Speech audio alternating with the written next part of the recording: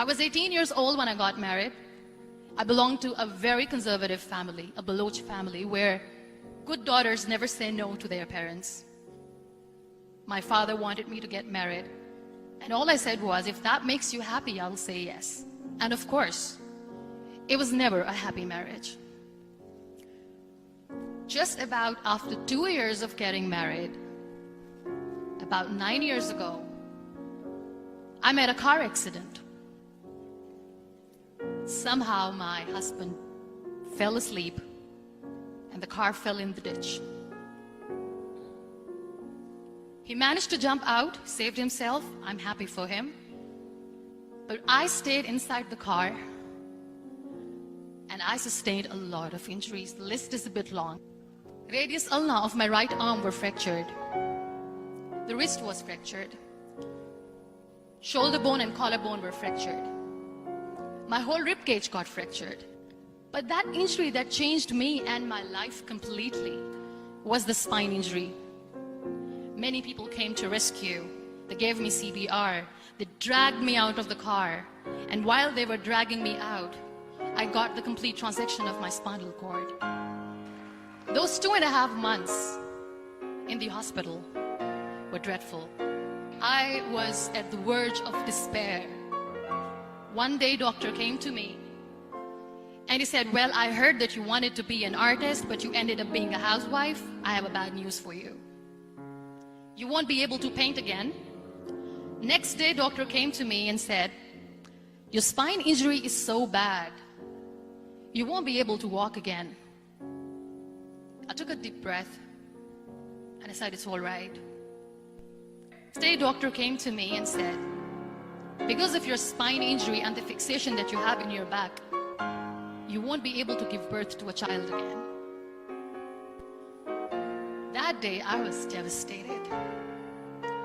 And that is where I started to question my existence. Why am I even alive? My mother said to me, this too shall pass. God has a greater plan for you.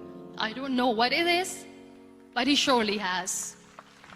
So what kept me going was, one day I asked my brothers, I know I have a deformed hand, but I'm tired of looking at these white walls in the hospital and wearing these white scrubs.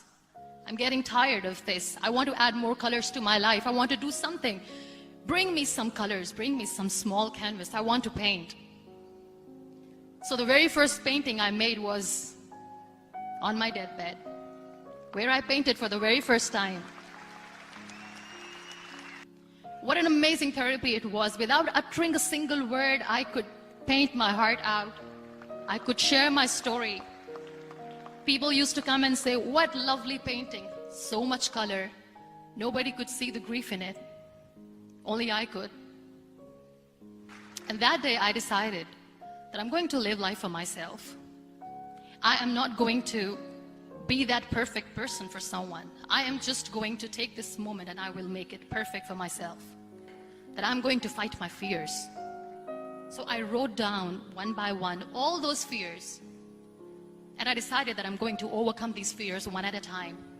You know what was my biggest fear? Divorce. But the day I decided that this is nothing but my fear, I liberated myself by setting him free. And I made myself emotionally so strong that the day I got the news that he's getting married, I sent him a text that I'm so happy for you and I wish you all the best. And he knows that I pray for him today. Number 2 was, I won't be able to be a mother again. And that was quite devastating for me. But then I realized there are so many children in the world, all they want is acceptance. So there is no point of crying, just go and adopt one. And that's what I did.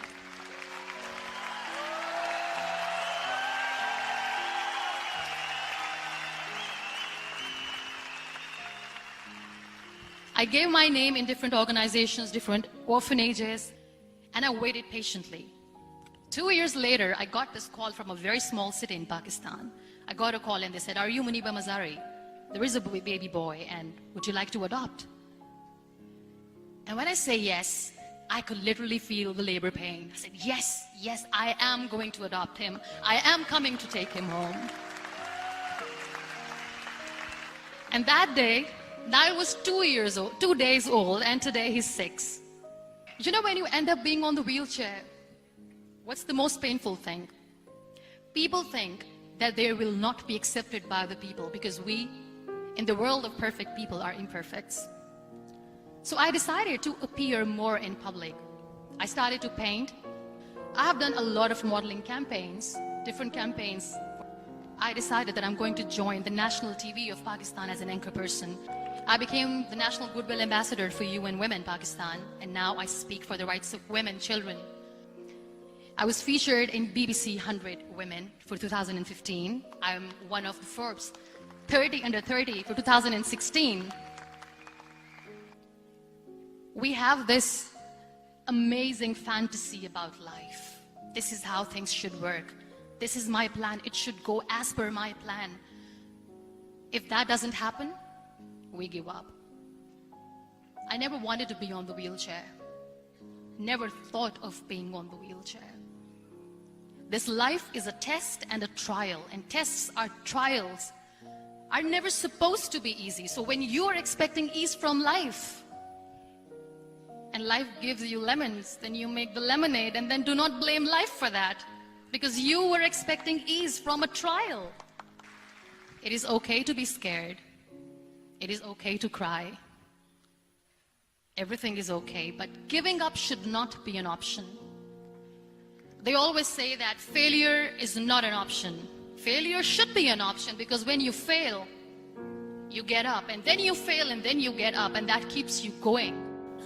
Embrace each and every breath that you are taking. Celebrate your life. Live it. Don't die before your death. Real happiness lies in gratitude. So be grateful, be alive, and live every moment.